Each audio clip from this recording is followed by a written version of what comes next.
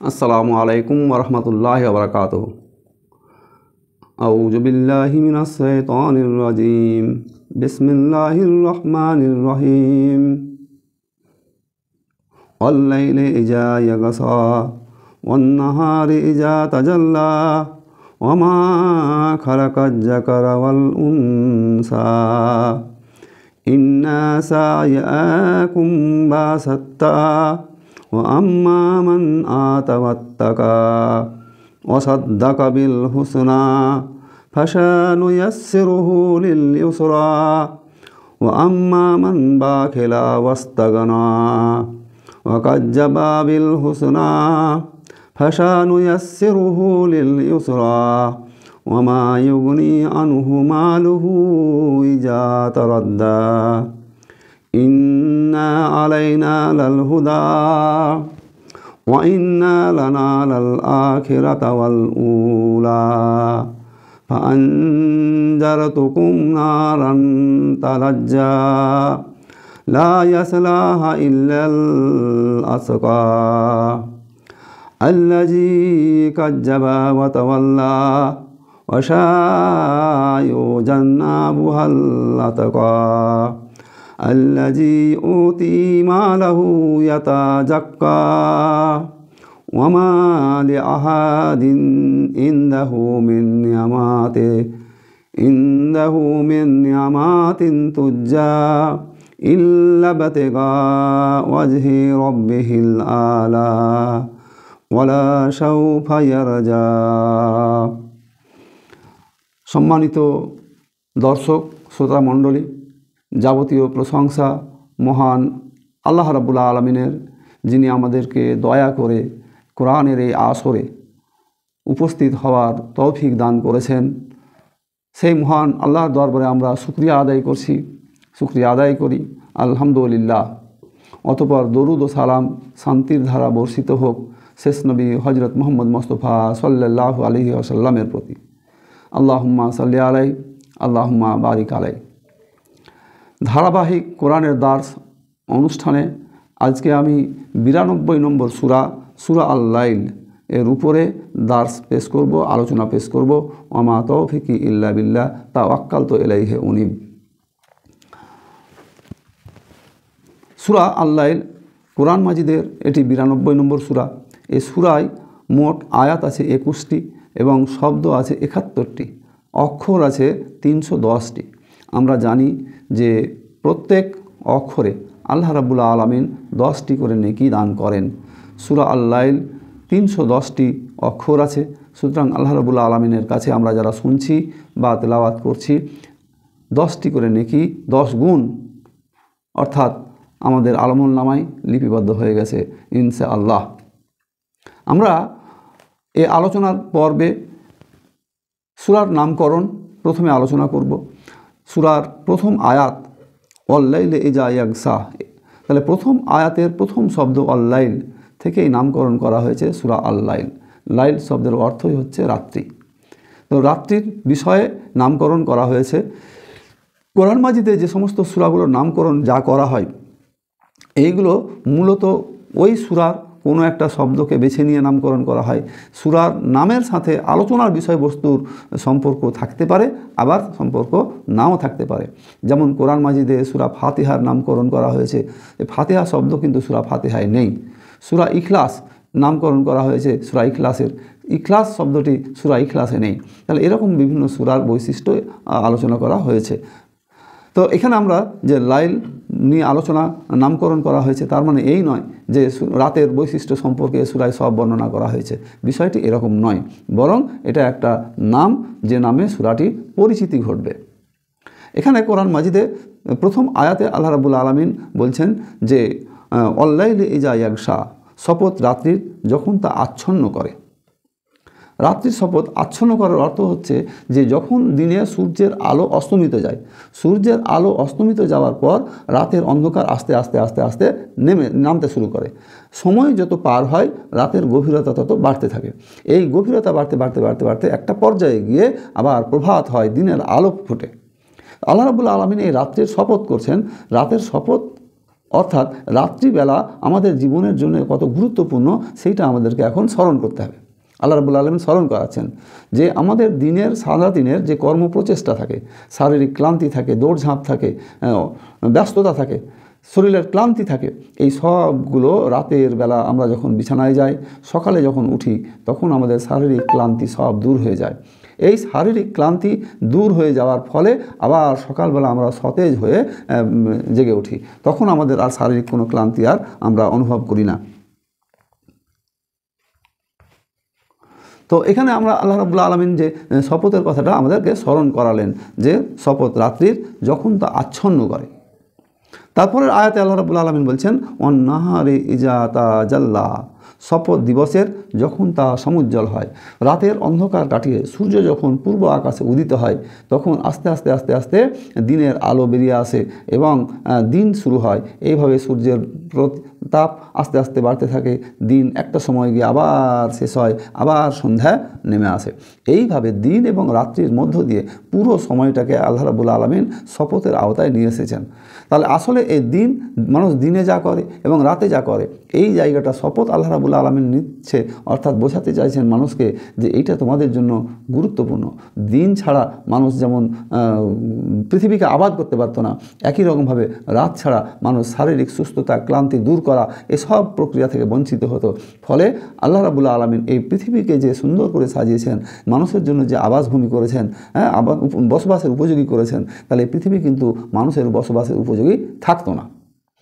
তা এই সময়ে আল্লাহ রাব্বুল আলামিন শপথ করছেন। তারপরে শপথ করছেন 3 নম্বর আয়াতে বলা হচ্ছে ওমা খালাকাজ জাকারা ওয়াল উনসা, শপথ তার যিনি নর এবং নারী সৃষ্টি করেছেন। শপথ তার যিনি নর এবং নারী সৃষ্টি করেছেন। তাহলে নর এবং নারীকে সৃষ্টি করেছেন কে? আল্লাহ রাব্বুল আলামিন। তাহলে আল্লাহ রাব্বুল আলামিন নিজেই নিজের শপথ করে বলছেন। তাহলে তিনটি গুরুত্বপূর্ণ বড় বড় বিষয়, প্রথমত রাতের শপথ, দিনের শপথ এবং আল্লাহ রাব্বুল আলামিন নিজের শপথ করে বলছেন। তাহলে এত বড় বড় শপথ করে যখন বলছেন, তখন যে কথাটা বলছেন, যে উত্তরটা দিচ্ছেন, এই চতুর্থ আয়াতটা হচ্ছে 3টে শপথের উত্তর। এখানে কি বলা হচ্ছে? আল্লাহ রাব্বুল আলামিন বলছেন যে ইন্না শাআয়াকুম লা সাত্তা, অবশ্যই তোমাদের কর্মপ্রচেষ্টা বিভিন্নমুখী। কর্মের প্রচেষ্টা বিভিন্নমুখী। আমাদের সারাদিন যদি দেখি যে বিভিন্ন মানুষ বিভিন্নভাবে কর্ম করে, জীবিকা অর্জন করে এবং তার বিভিন্নজন বিভিন্ন রকম ফল পায়। যিনি চাকরি করেন তিনি মাস শেষে বেতন পান, যিনি দৈনিক কাজ করেন তিনি দিন শেষে একটা মজুরি পান, কেউ অফিসে কাজ করেন, কেউ মাঠে ঘাটে কাজ করেন, কোর্ট কাছারিতে কাজ করেন, বিভিন্নজন বিভিন্ন রকমভাবে কাজ করেন এবং এই কাজের শেষে একটা মজুরি পাওয়া যায়। তো আল্লাহ রাব্বুল আলামিন এখানে বলছেন যে তোমাদের কর্মপ্রচেষ্টা বিভিন্নমুখী। তাহলে সামগ্রিক দৃষ্টিতে আল্লাহ রাব্বুল আলামিন এই কর্মপ্রচেষ্টার বিভিন্ন মুখ বলতে গিয়ে যে ব্যাখ্যা তাফসীরকারকরা দিচ্ছেন, সেইটা হচ্ছে যে গোটা পৃথিবীতে যে সমস্ত কাজগুলো হয়, সেই কাজগুলো একটা কাজ হবে হয় আল্লাহ এবং তার রাসূলের নীতি অনুসারে, আরেকটা কাজ হবে আল্লাহ এবং রাসূলের নীতির বাইরে, সেটা হচ্ছে মানুষের তৈরি করা আইন অথবা শয়তানের আইনে। তাহলে এই দুটো কর্ম প্রচেষ্টাকে এখানে বেশি করে তাফসীরকারকরা ফোকাসিং করছেন এবং তার কর্ম প্রচেষ্টা বিভিন্নমুখী। এই বিভিন্নমুখী কর্মপ্রচেষ্টা হচ্ছে একটা অভিমুখ, যদি আমরা শয়তান বা মানুষের তৈরি করা আইনের অভিমুখ দেখি, একটা দেখতে পাবো। দ্বিতীয় আর একটা দেখতে পাবো আল্লাহ এবং রাসূলের দেওয়া নিয়ম নীতি অনুযায়ী মানুষের কর্মপ্রচেষ্টা। তাহলে মানুষ যদি আল্লাহ এবং রাসূলের দেওয়া নীতি, আদর্শ, হুকুম, আদেশ, নিষেধ এই মেনে যদি তার কর্মপ্রচেষ্টা পরিচালনা করে, তাহলে তার রেজাল্টটা গিয়ে দাঁড়াবে সেটা জান্নাতুল ফেরদাউসে গিয়ে পৌঁছে যাবে। অপরদিকে মানুষের কর্মপ্রচেষ্টাটা যদি এই হয় মানুষের তৈরি করা আইন এবং শয়তানের পথ, সেই শয়তানের পথে যদি মানুষ এই কর্মপ্রচেষ্টা করতে থাকে, তাহলে সেই পথটা একটা সময় গিয়ে জাহান্নামে গিয়ে পৌঁছে যাবে। এই কথাটা মানুষকে বোঝানো হচ্ছে যে তোমাদের কর্মপ্রচেষ্টা বিভিন্নমুখী, হয় কেউ জান্নাতমুখী হবে, না হয় কেউ জাহান্নামমুখী হবে। এইটা আল্লাহ রাব্বুল আলামিন শপথ করে বলছেন। সুতরাং পরের আয়াতে আল্লাহ রাব্বুল আলামিন বলছেন যে ফাআম্মা মান আতা ওয়াত্তাকা ওয়া সাদ্দাকা বিল হুসনা ফাসানুয়াসসিরুহু লিল ইউসরা, যে দান করে, আল্লাহকে ভয় করে এবং সত্য বিষয়কে সত্য জ্ঞান করে, অচিরেই আমি তার জন্য সুগম করে দেব জান্নাতের সহজ পথ। তাহলে জান্নাতের সহজ পথ পাবে কারা? এই আয়াতে আল্লাহ রাব্বুল আলামিন শপথের পর বর্ণনা করতে শুরু করলেন যে জান্নাতের পথ কারা পাবে। এই যে জান্নাতমুখী কর্মপথের কথা একটু আগে আলোচনা করলাম, এটা পাওয়ার জন্য প্রথম গুণ যেটা এখানে বর্ণনা করা হচ্ছে যে দান করে। 5 নম্বর আয়াতে বলছেন ওয়া আম্মা মান আতা ওয়াত্তাকা ওয়া সাদ্দাকা বিল হুসনা, যে দান করে, আল্লাহকে ভয় করে এবং সত্যকে সত্য হিসাবে জ্ঞান করে। দান করা নিয়ে একটা বড় হাদিস তাফসির ইবনে কাসিরে বর্ণনা করা হয়েছে যে একটা মানুষের খেজুর গাছ ছিল। তো খেজুর গাছটা ছিল এমন একটা জায়গায় যার ডালপালা পাশের বাড়ির একটা আঙিনা পর্যন্ত চলে যেত এবং সেখানে খেজুর পেকে যাওয়া খেজুর তার বাড়িতে পড়তো। তো এই লোকটি, বাগানের যিনি মালিক, তিনি তার খেজুর থেকে কোনো অংশ সেই পরিবারটিকে দিত না। এমনকি ওই পরিবারের কোনো ছেলে যদি খেজুর খেয়ে নিত তাহলে তার মুখ থেকে সেই খেজুরটা বের করত। তো একদিন এরকম ঘটনা ঘটেছে। তারপর তিনি আল্লাহ নবী হযরত মুহাম্মদ মুস্তাফা সাল্লাল্লাহু আলাইহি সাল্লামের কাছে গেলেন এবং বললেন যে এই ঘটনাগুলো ঘটেছে। তখন আল্লাহ নবী তাকে বললেন যে তুমি যাও, এই বিষয়টা আমি দেখছি। তিনি গেলেন, চলে এলেন। তারপর আল্লাহ নবী হযরত মুহাম্মদ মুস্তাফা সাল্লাল্লাহু আলাইহি সাল্লাম এই খেজুর বাগানের মালিকের কাছে গেলেন যে এই খেজুর বাগানটি তুমি দান করে দাও এবং এর বিনিময়ে জান্নাতে একটি খেজুর গাছ পাবা। তাহলে জান্নাতে খেজুর গাছের বিনিময়ে আল্লাহ নবী তাকে অফার দিলেন এই খেজুর গাছটি দান করে দেওয়ার জন্য।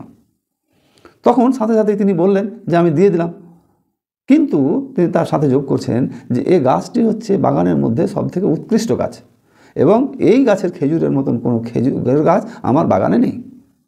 তখন আল্লাহ নবী বুঝতে পারলেন এবং সেখান থেকে চলে এলেন।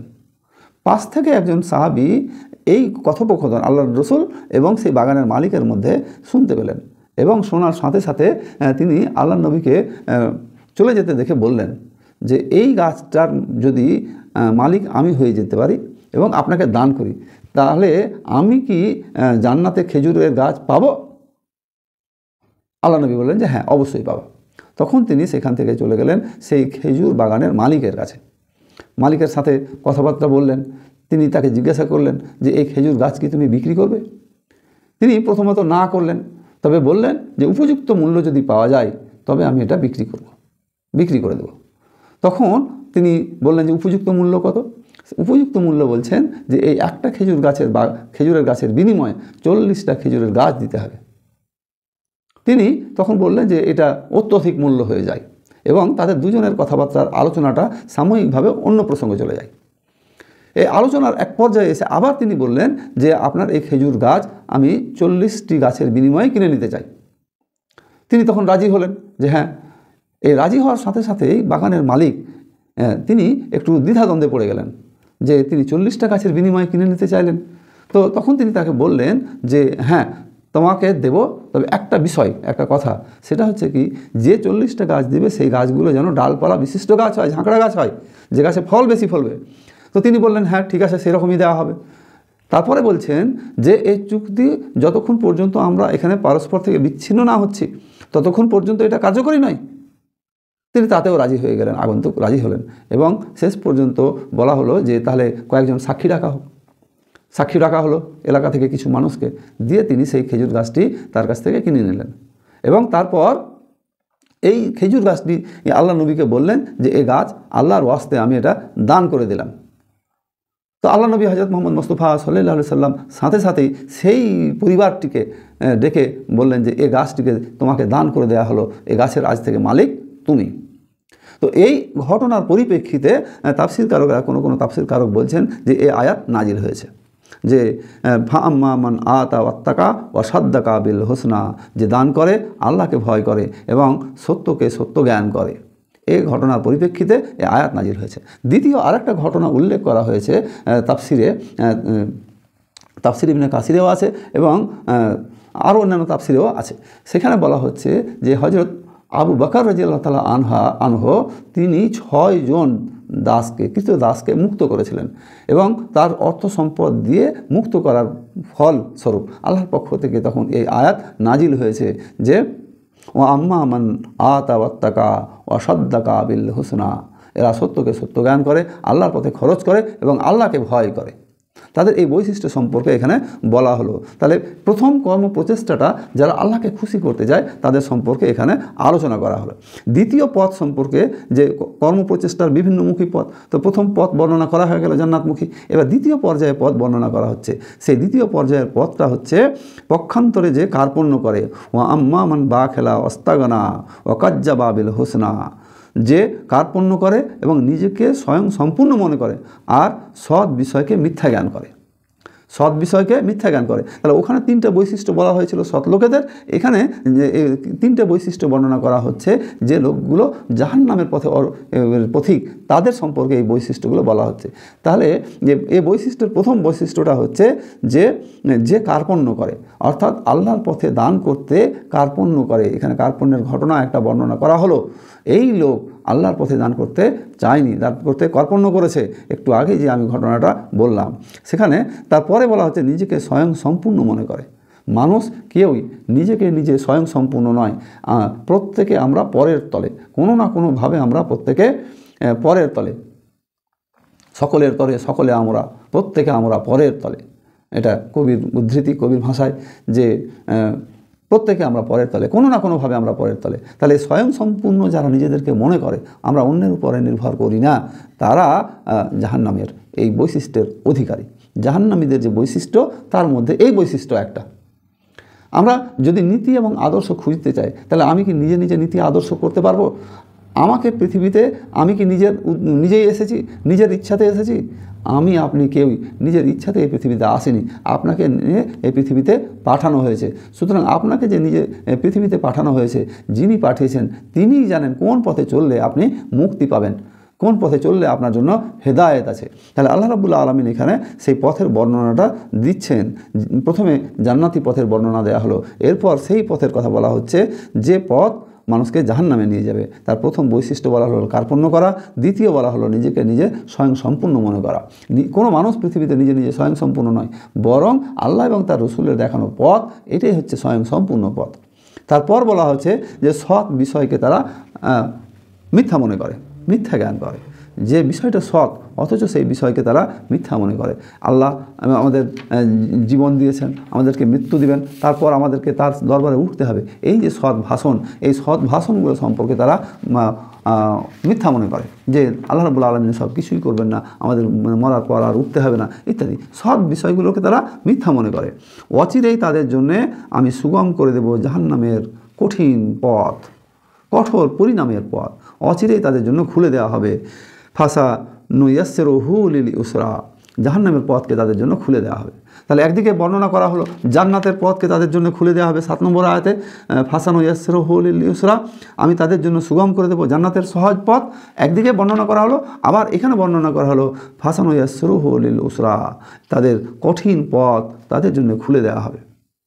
যখন তাদের জন্য এই কঠিন পথ খুলে দেওয়ার কথা বলা হচ্ছে, তাহলে যে দুটো পথ ভিন্নমুখী, এই ভিন্নমুখী পথগুলো তাদের জন্য খুলে দেওয়ার অর্থ হচ্ছে যে পথে অগ্রসর হতে চাইবে আল্লাহ রাব্বুল আলামিন তার জন্য সেই পথটাকে সহজ করে দেবেন। কোনো মানুষ যদি কর্মতৎপরতার সহিত সেই জান্নাতের অভিমুখের পথ খুঁজে, তাহলে আল্লাহ রাব্বুল আলামিন তার জন্য সেই পথ খুলে দেবেন, তার জন্য সেই রাস্তাকে সহজ করে দেবেন। উল্টো দিকে কোনো মানুষ যদি নিজের কর্মতৎপরতায়, প্রচেষ্টায় মানুষ তাগুত বাতিল দিকে সে ধাবিত হতে থাকে, আল্লাহ তার জন্য সেই পথকেও সহজ করে দেবেন। এটার কারণ হচ্ছে যে মানুষকে আল্লাহ রাব্বুল আলামিন জ্ঞান দিয়ে তৈরি করেছেন, স্বাধীন চিন্তা শক্তি দিয়েছেন, যা অন্য কোনো প্রাণীকে দেওয়া হয়নি। তাহলে মানুষকে স্বাধীন জ্ঞান চিন্তা শক্তি দেওয়ার পর মানুষ সিদ্ধান্ত নিক সে কোন পথে যাবে।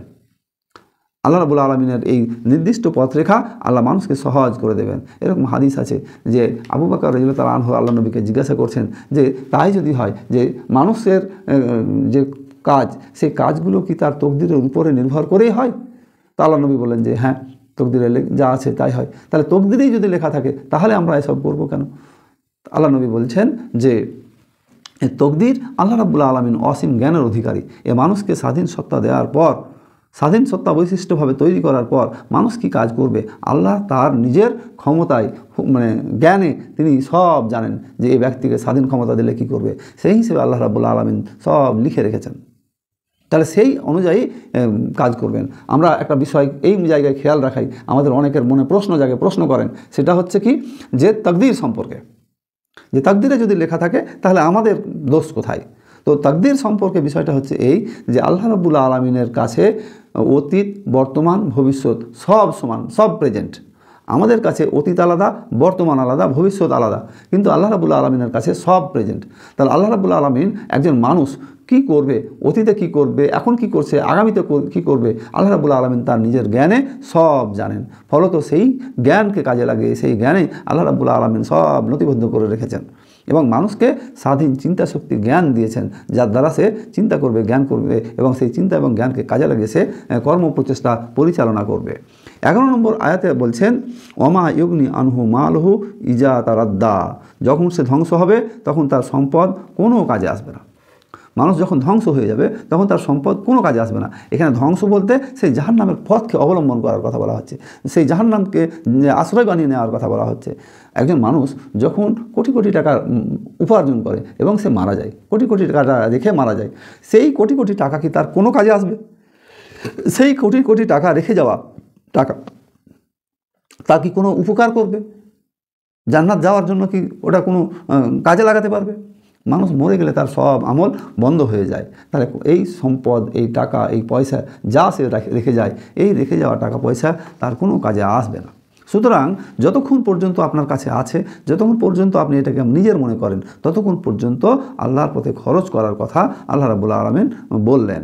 তারপর বলা হচ্ছে ইন্না আলাইনা আলাল হুদা, আমার দায়িত্ব হচ্ছে পথ প্রদর্শন করা। এবার এটা তত্ত্বগতভাবে এই জায়গায় আল্লাহ রাব্বুল আলামিন এবার কিছু কথা বলছেন যে আমার দায়িত্ব সঠিক, সহজ, সরল পথ দেখিয়ে দেওয়া, এটা আল্লাহর দায়িত্ব। তাহলে আল্লাহ রাব্বুল আলামিন আমাদের সামনে এই সহজ, সরল, সঠিক পথ দিয়েছেন। আল্লাহ নবী হযরত মুহাম্মদ মুস্তাফা সাল্লাল্লাহু আলাইহি সাল্লামের মাধ্যমে ইসলাম নামক জীবন ব্যবস্থা আমাদের সামনে আছে। এই ইসলাম নামক জীবন ব্যবস্থার মূল গ্রন্থ হচ্ছে ওহী ভিত্তিক কিতাব আল কুরআন আমাদের সামনে আছে এবং নবীর রেখে যাওয়া সুন্নতি ব্যবস্থা অর্থাৎ হাদিস আমাদের সামনে আছে। তাহলে মোদ্দা কথা হচ্ছে ইসলাম একটা আইডিওলজি, আর ইসলাম একটা মানে জীবন ব্যবস্থা, কমপ্লিট কোড অফ লাইফ। এই কমপ্লিট কোড অফ লাইফ আমাদের সামনে আছে। এর সাথে সাথে আরও জীবন ব্যবস্থা আছে। পৃথিবীতে বহু পথ আছে, বহু মত আছে, বহু আদর্শ আছে, বহু জীবন ব্যবস্থা আছে। এই বহু জীবন ব্যবস্থা, আদর্শ, মত, পথ, এইগুলোর মধ্যে সহজ, সরল এবং সঠিক পথ হচ্ছে ইসলাম। আল্লাহ বলছেন যে আমার এটা দায়িত্ব, ইন্নাদ-দীন ইনদাল্লাহিল ইসলাম, আমি দিন ইসলামকে জীবন ব্যবস্থা হিসাবে মনোনীত করে দিয়েছি। ইসলামই হচ্ছে আমার মনোনীত জীবন ব্যবস্থা, আর এইটা দেখিয়ে দেওয়া হচ্ছে আমার দায়িত্ব। ইন্না আলাইনা আলাল হুদা।